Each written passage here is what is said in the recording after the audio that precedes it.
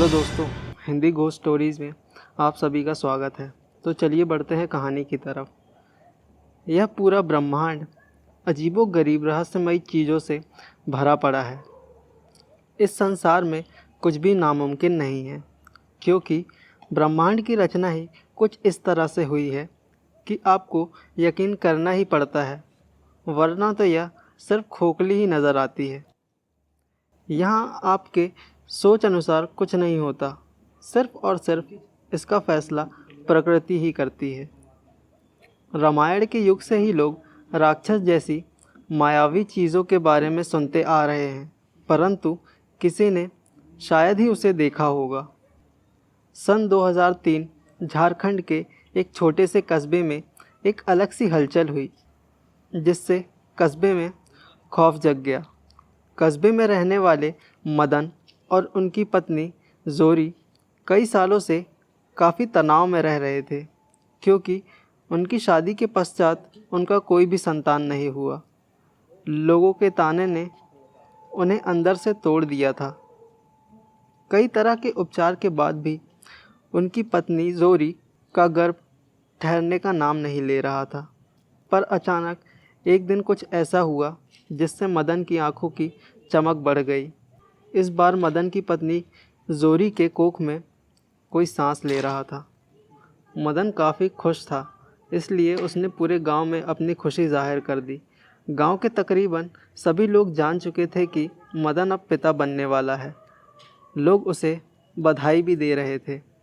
उधर जोरी के कोख में पल रहा बच्चा अभी 2 माह का ही था, तेज़ी से बढ़ने लगा और दर्द भी काफ़ी होने लगा। मदन को भी इस बात से हैरानी हुई कि अभी तो बच्चा सिर्फ 2 महीने का ही है, लेकिन अभी से जोरी की हालत इतनी ख़राब कैसे हो रही है, मानो वो अभी थोड़ी ही देर में इस बच्चे को जन्म दे देगी। यह बात सोच मदन काफ़ी घबरा गया। उसने गांव के एक वैद्य को बुलाया।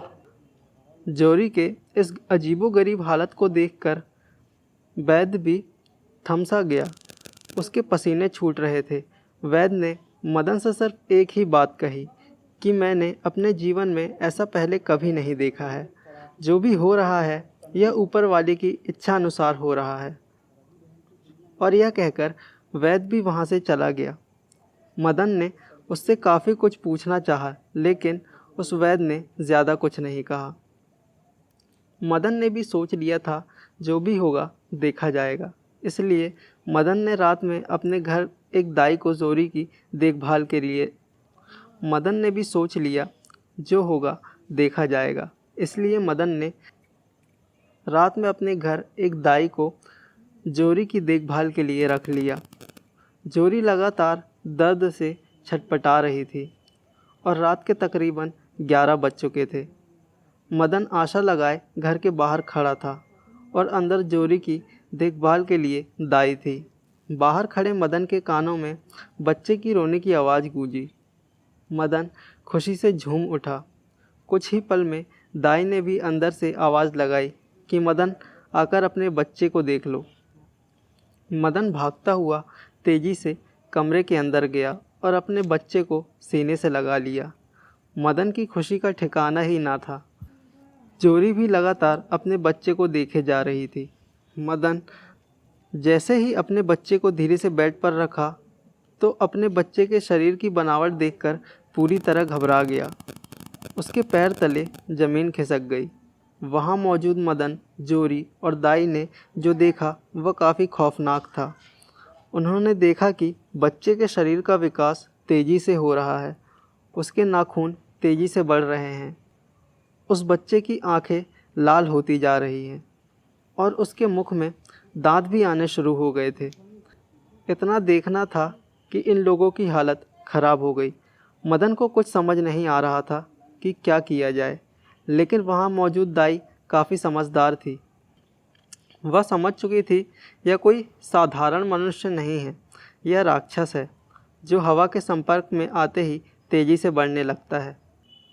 डर तो दाई को भी उतना ही लग रहा था, लेकिन दाई ने अपनी हिम्मत बनाए रखी।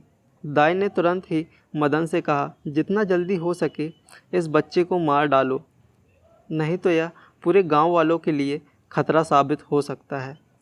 यह कोई साधारण नहीं है, यह राक्षस है।